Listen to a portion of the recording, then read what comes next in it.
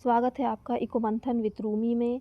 आज हम बजट के बारे में पढ़ेंगे जो यूजीसी नेट और एमपी सेट के लिए बहुत अहम भी टॉपिक है। लेकिन ये सिर्फ यूजीसी नेट और एमपी सेट के लिए नहीं, बहुत सारी एग्ज़ाम्स के लिए एक इम्पॉर्टेंट टॉपिक है। जैसे कि चैनल को आप जानते हैं कि चैनल सिर्फ और सिर्फ ये सिर्फ बताने के लिए नहीं, मतलब सिर्फ पढ़ाई के लिए नहीं है। ये बेसिक से स्टार्ट होता है। हम इकोनॉमिक्स को सरल बनाने के लिए आपसे के साथ जुड़े हुए हैं। तो चलिए स्टार्ट करते हैं। आज का टॉपिक है बजट। बजट क्या है, आज यहीं से स्टार्ट करते हैं। लोगों को बस पता होता है कि बजट आया है 2026 2027 जिसका भी बजट आया, लेकिन इसके बारे में नहीं पता होता कि बजट क्या है। तो आज हम वहीं से स्टार्ट करते हैं कि बजट क्या है। तो बजट अगर सरल भाषा में कहा जाए और सिंपल लैंग्वेज में हम समझते हैं कि फाइनेंस बिल, मतलब बजट क्या होता है। जो सरकार इस बिल को इसलिए क्यों जारी करती है कि वो अपना कमाई का और जो खर्च हो रहा है उसका ब्यौरा दे सके। मतलब कि उसकी जो कमाई हो रही है, उसके पास जो आय आ रही है, उसका जो एक्सपेंडिचर हो रहा है, खर्च हो रहा है, वो कहाँ पे हो रहा है, जो आय प्राप्त हो रही है वो कहाँ से हो रही है, कैसे वो अपनी आय को किस तरीके से कहाँ किस चीज़ के लिए खर्च कर रहा है। जैसे कि गवर्नमेंट है तो वो गवर्नमेंट स्कूल बनाती है, कॉलेजेस बनाती है, सड़क बनाती है और भी बहुत सारी चीज़ों पर खर्च करती है। तो उन सब का जो ब्यौरा होता है वो बजट में दिया जाता है। बजट के बारे में लोगों को सिर्फ मतलब बजट से पता होता है कि ये आया वो आया, पर बजट है क्या इसके बारे में लोगों को नहीं पता। तो हम एकदम बेसिक से स्टार्ट करते हैं कि बजट क्या है। इसके बाद हम आगे चलते जाएंगे तो फिर 2026-27 में जो बजट पेश हुआ उसके बारे में बात करेंगे, लेकिन आज हम पढ़ेंगे कि बजट क्या है। तो जैसे मैंने कहा कि सरकार इस बिल को इसलिए देती है ताकि हमको पता चल सके कि सरकार जो पैसे उसके पास आते हैं वो कहाँ कहाँ पे खर्च कर रही है। बजट है वो सरकार की एक वर्षीय योजना है। मतलब कि जो सरकार बजट पेश करती है उसमें रेवेन्यू रेवेन्यू कितना है, एक्सपेंडिचर, ये सारा कुछ क्या है, टैक्स प्रोपोर्शनल, ये सब चीज़ें इसमें इंक्लूड होती है। टैक्स, ये सब इसमें इंक्लूड रहता है। जो इंडिया में जो बजट होता है वो कहाँ पेश होता है, इंडिया में जो बजट होता है वो पार्लियामेंट में पेश होता है। पार्लियामेंट में पेश कौन करता है इसको, पार्लियामेंट में पेश इसको हमारे जो वित्त मंत्री होते हैं इस बजट को पेश करते हैं। अच्छा, तो आप इस बार कमेंट में हमें बताइए कि जो करंट फाइनेंस मिनिस्टर हैं वो कौन है। ठीक है, बजट को, और हाँ और एक और क्वेश्चन कि बजट को जो बजट है उसको कौन से आर्टिकल, जो आर्टिकल है कौन से आर्टिकल के तहत दिया जाता है, और जो हमारे वित्त मंत्री हैं ये कौन है। ये दोनों आपके लिए एक होमवर्क रहेगा। इसके बारे में आप हमें कमेंट कीजिए और कमेंट कीजिएगा कि आपको ये वीडियो पसंद आई या नहीं। तो चलिए आगे बढ़ते हैं कि बजट के प्रकार क्या होते हैं। और इससे पहले देखते हैं कि बजट के बारे में, बजट कहाँ पेश हुआ था। सबसे पहले दुनिया का सबसे पहला बजट कहाँ पेश हुआ था, इंग्लैंड, ब्रिटेन में। दुनिया का सबसे पहला बजट जो था 1760 में नहीं हुआ था, 1733 में हुआ था। 1733 में पेश हुआ था, शायद इसमें मिस्टेक होगी। 1733 में जो बजट था वो पहली बार पेश हुआ था ब्रिटेन में। जो किन्होंने पेश किया था, सर रॉबर्ट वालपोल, जो अर्थशास्त्री से शायद वहाँ के, रॉबर्ट वालपोल, उन्होंने सबसे पहला बजट पेश किया था। जो ऐतिहासिक कदम सरकार की इनकम और खर्च को संसदों के सामने पेश करने का एक फॉर्मल सिस्टम बन गया। बाद में इंग्लैंड का बजट सिस्टम दुनिया भर के कई देशों के लिए एक मॉडल बन गया, भारत के लिए भी एक मॉडल बन गया। फिर भारत का सबसे पहला बजट जो अर्थशास्त्री जेम्स विल्सन ने 1860 में पेश किया था, वो भी हमारे भारत में 1860 के बाद से भारत का बजट पेश होने लगा। मतलब कि सरकार कुल कहाँ खर्च कर रही है, उसमें उसका कितनी आय है, फिजिकल डेफिसिट कितना है, और भी बहुत सारी चीज़ें जो बजट के अंदर आती है। और जो भी खर्च होता है सरकार द्वारा उसका ब्यौरा इस बजट के अंदर दिया जाता है, जो हर साल 1 फरवरी के दिन पेश किया जाता है वित्त मंत्री द्वारा। आपका क्वेश्चन है, आपका जो सवाल वो होमवर्क है वो भी इस बारे में कि वित्त मंत्री कौन है, हमारी वित्त मंत्री के बारे में आप कमेंट में बताइएगा।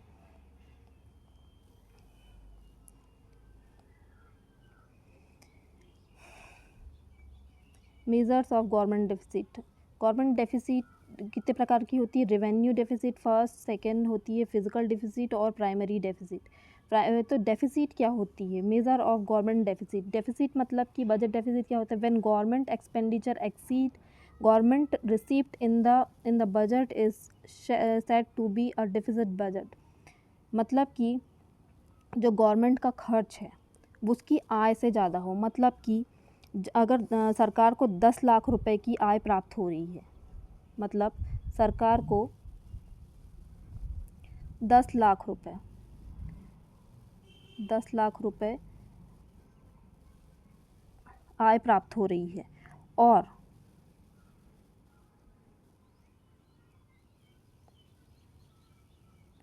खर्च कितना हो रहा है? उसका खर्च हो रहा है,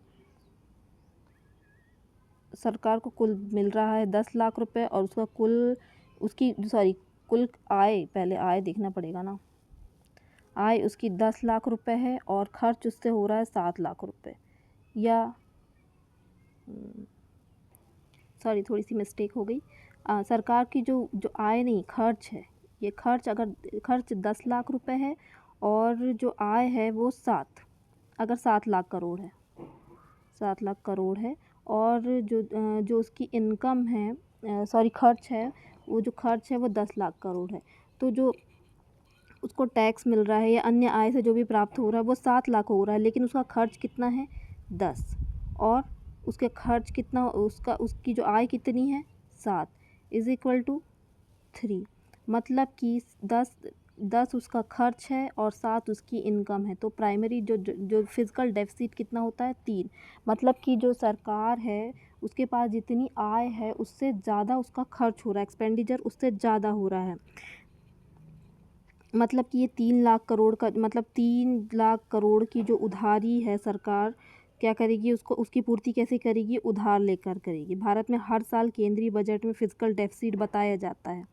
अभी यूनियन बजट 2026 जीडीपी के जो परसेंटेज दिए गए हैं, ये फिजिकल डिफिसिट का लक्ष्य है कि फिजिकल डिफिसिट कितना है, राजकोषीय घाटा कितना है 2025-26 में? 4.3 है अभी के लिए। तो गवर्नमेंट डेफिसिट कितना है? गवर्नमेंट डेफिसिट के कौन कौन से प्रकार है? रेवेन्यू डेफिसिट, फिजिकल डेफिसिट और प्राइमरी डेफिसिट। एक और डेफिसिट अभी 2012 और 13 में जोड़ा गया है, जो कि है रिवेन्यू, इफेक्टिव रेवेन्यू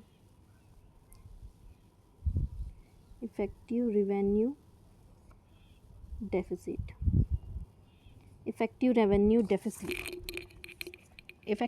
डेफिसिट जो है वो उन घाटों के प्रकार में क्यों नहीं जोड़ा गया? क्योंकि वो एक इंडिकेटर है। वो फिजिकल घाटों के प्रकार में नहीं आता, उसको साथ में इसलिए नहीं जोड़ा जाता क्योंकि एक इंडिकेटर है जो इफेक्टिव रेवेन्यू डेफिसिट है, जो कि 2012-13 में इंट्रोड्यूस किया हुआ था। पर इसको ना इन तीनों इंडिकेटर के साथ क्यों नहीं जोड़ा जाता? क्योंकि ये इंडिकेटर लीगली और जो 3 जो इंडिकेटर्स हैं, जो ये इंडिकेटर्स हैं, ये तीनों ये लीगली और ये मैक्रो पॉलिसी जो एनालाइज के लिए कोर माने जाते हैं। लेकिन इंडिया में जो तीनों हैं, ये ऑफिशियली एक्सेप्टेड इंडिकेटर हैं, वो ये 3 हैं। लेकिन इफ़ेक्टिव रेवेन्यू डेफिसिट एक क्या है? एडजस्टेड मीज़र है। एडजस्टेड मीज़र मतलब कि जो सिर्फ रेवेन्यू डेफिसिट का थोड़ा सा रिफाइन करता है। मतलब जो रेवेन्यू होता है, रेवेन्यू डेफिसिट उसको रिफाइन करता है। ये सिर्फ कोई नया इंडिपेंडेंट डेफिसिट कैटेगरी में नहीं आता। गवर्नमेंट और आरबीआई और जब फिजिकल स्टैंस एनालाइज करते हैं तो मेनली फिजिकल डेफिसिट और प्राइमरी डेफिसिट को ही ज़्यादा इंपॉर्टेंस देते हैं, ना कि इफेक्टिव रेवेन्यू डेफिसिट को। इसलिए इसके साथ में जोड़ा नहीं जाता है। इफेक्टिव रेवेन्यू डेफिसिट सिर्फ और सिर्फ एक एडजस्टेड मीज़र के रूप में देखा जाता है, इसलिए इसको जोड़ा भी नहीं जाता है। अब क्या फिजिकल डेफिसिट क्या है?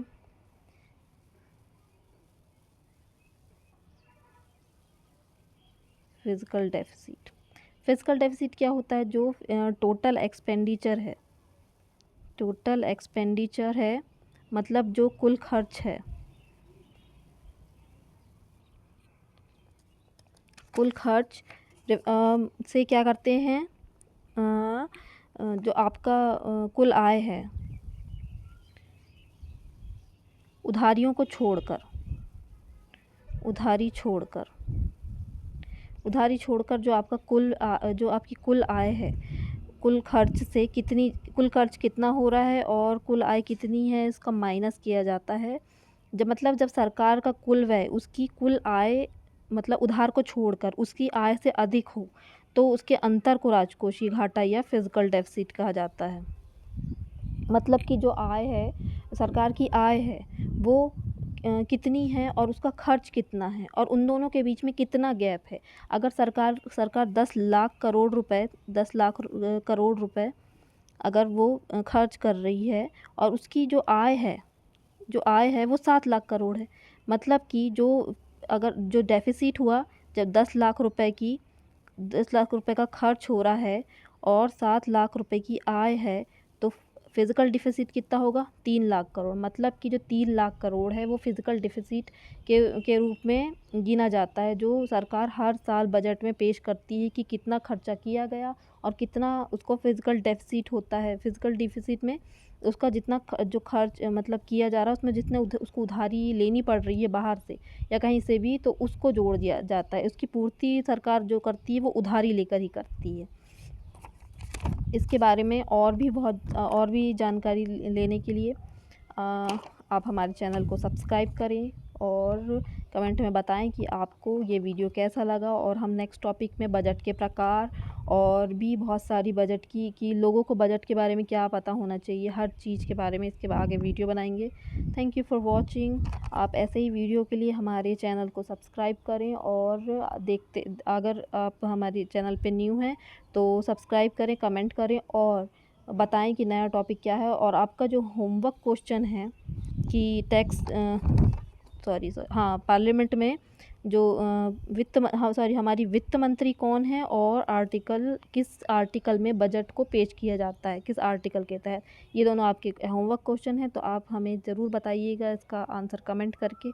Thank you for watching. आप हमसे जुड़े रहें और आगे की वीडियो देखते रहें। Thank you.